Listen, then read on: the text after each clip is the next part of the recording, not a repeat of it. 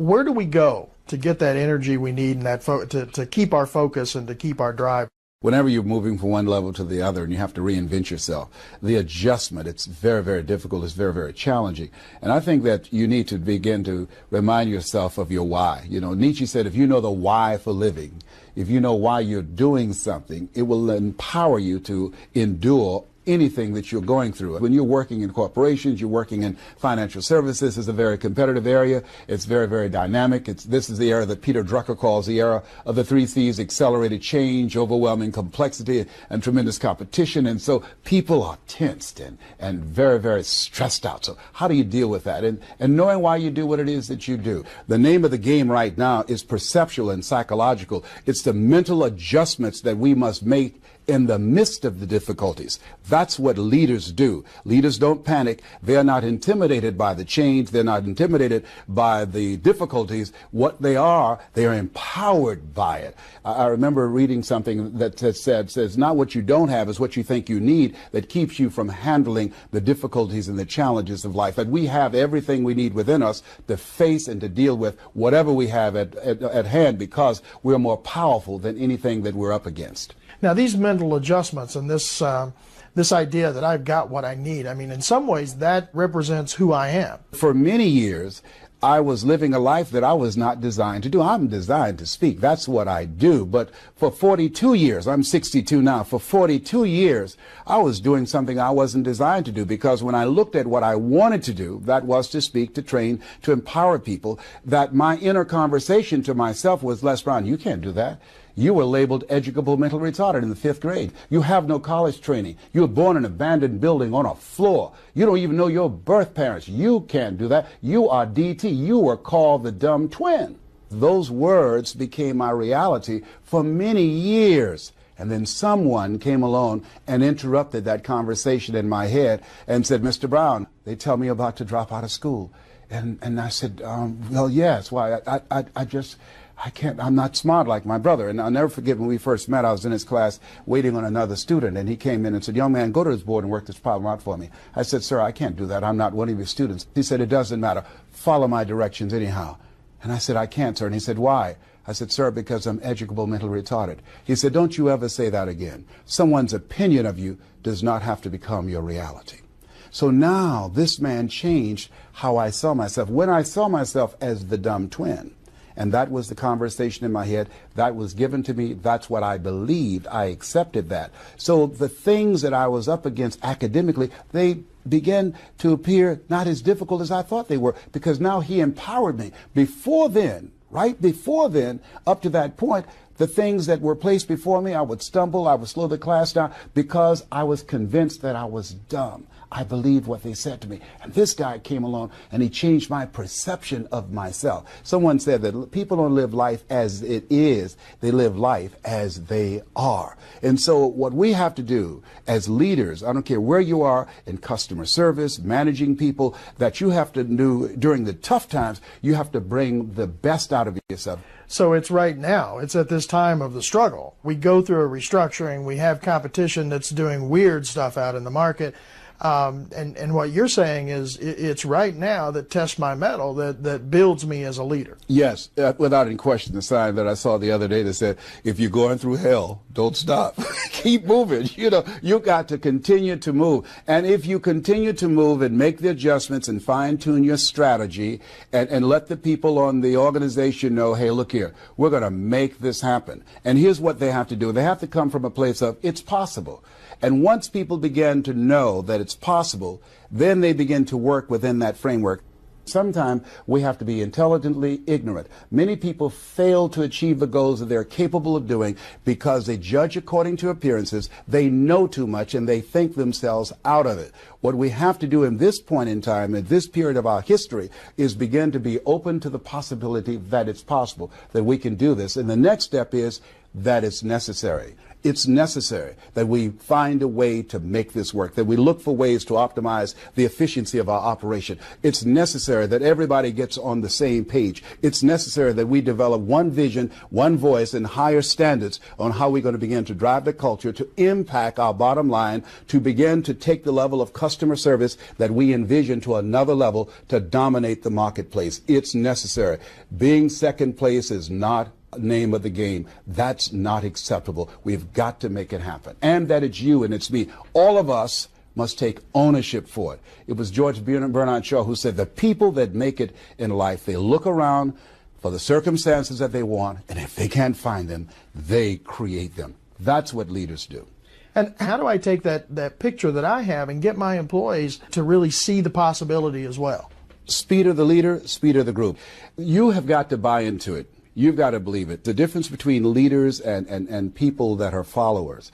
Leaders, it's a whole different standard for them. You know, it's a difference between being in the business and the business being in you.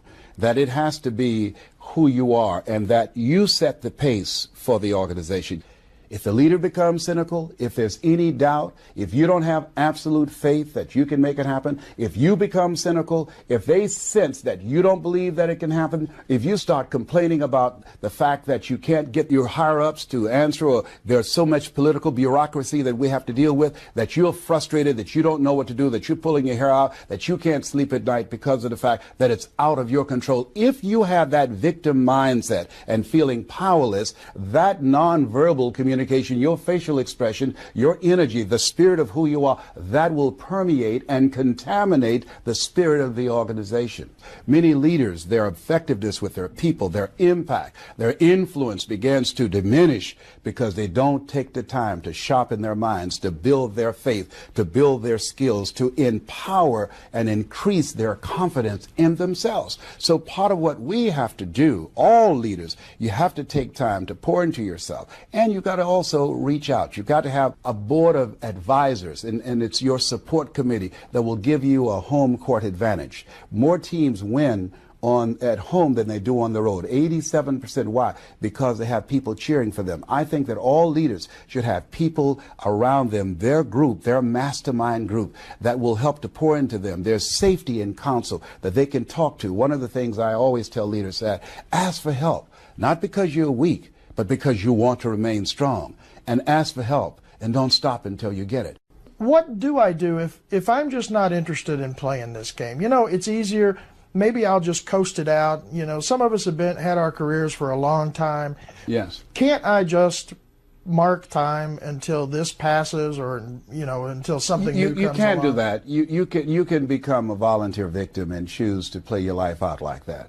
What if you live your whole life only to discover that it was wrong?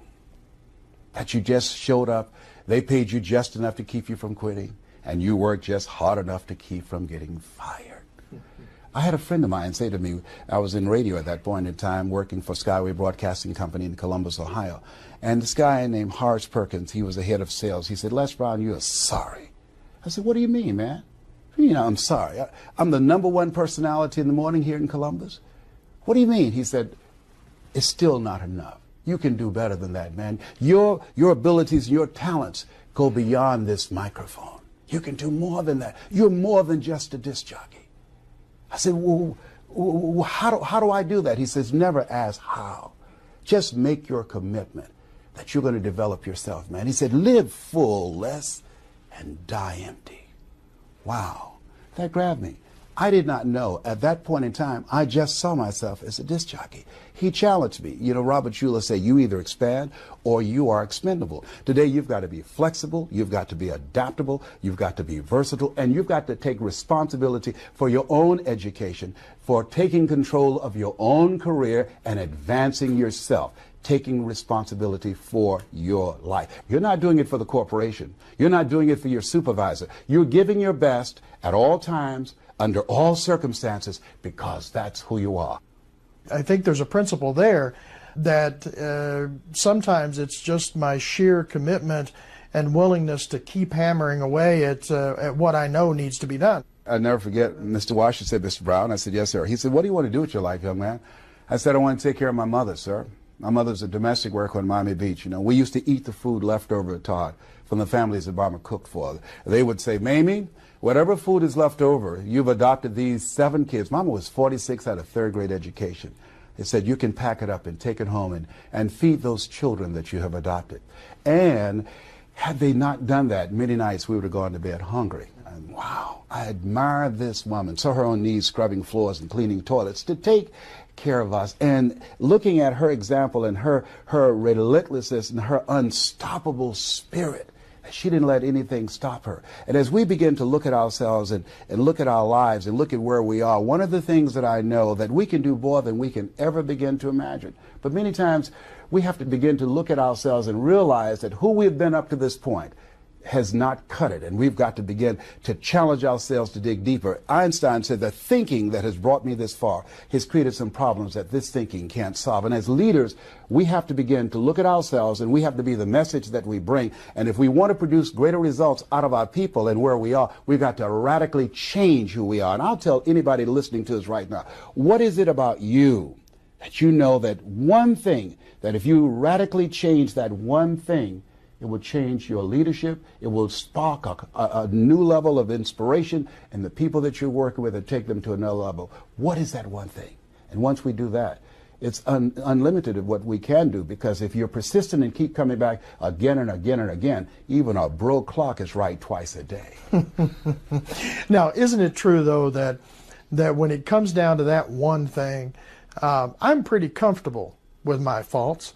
I've got my stories that I tell. I've got the way that I justify the fact that I behave. You know, that's just me. It's just the way it is. You need to adjust because, you know, that's just how I am. You know, that's a challenge to say change. Well, that's not the way we are. See, we're all born the same way. We're all born dumb, naked, and speechless.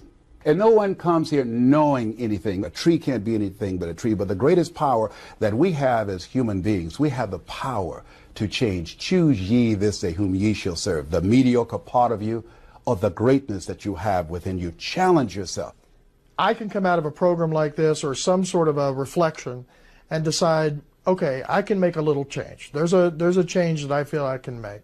But I just don't see, I don't know that I can change all of these aspects of how I operate and how I lead.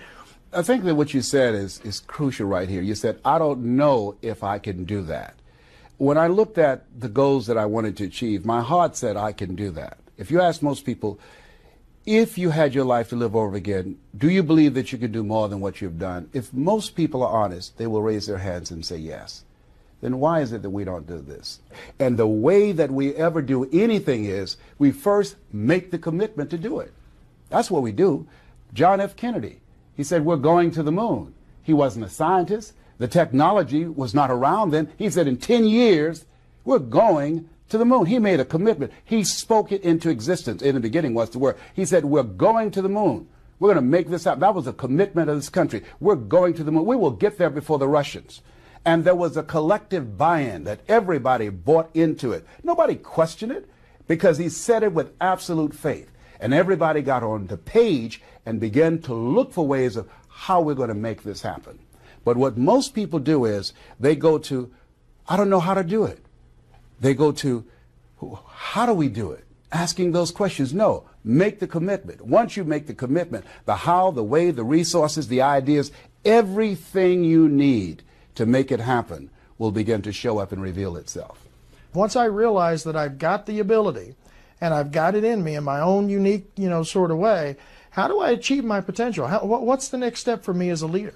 Many talented and gifted leaders go on unnoticed, and the world never had a chance to hear from them because they allow themselves to become negative. They allow themselves to become volunteer victims. They allow themselves to focus on the problem rather than the possibilities. Jim Rohn said, when the end comes for you, let it find you conquering a new mountain, not sliding down an old one. You got to continue to stretch, continue to grow, continue to expand. Socrates says a man's reach is to supersede his grasp. Or what are the heavens for? We have far more in ourselves, but we've got to challenge ourselves. We have to engage in that process. Most people just park. They go so far and they park and they coast out to the sunset. Who you are as a person comes out and shows up in your leadership. So I believe it's about personal empowerment, becoming aware of who you are, self-awareness.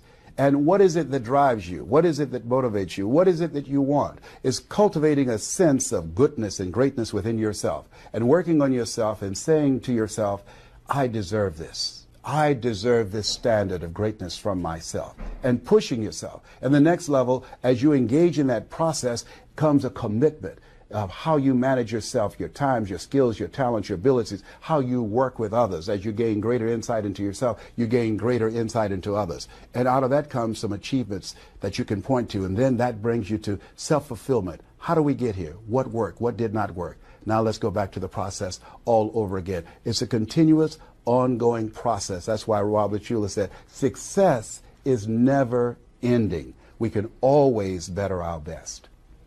But to better our best, we have to learn and reflect on what's occurred up to now. Absolutely, and push ourselves and challenge ourselves and be self-motivated and continue to raise the bar on ourselves and have some strategic partners that will hold us accountable for a higher standard. You can run faster with 100 who want to go than with one around your neck. You've got to evaluate the relationships that you have around you and ask yourself the question, what is this relationship doing to me? Am I growing? Am I developing? Is it stretching me?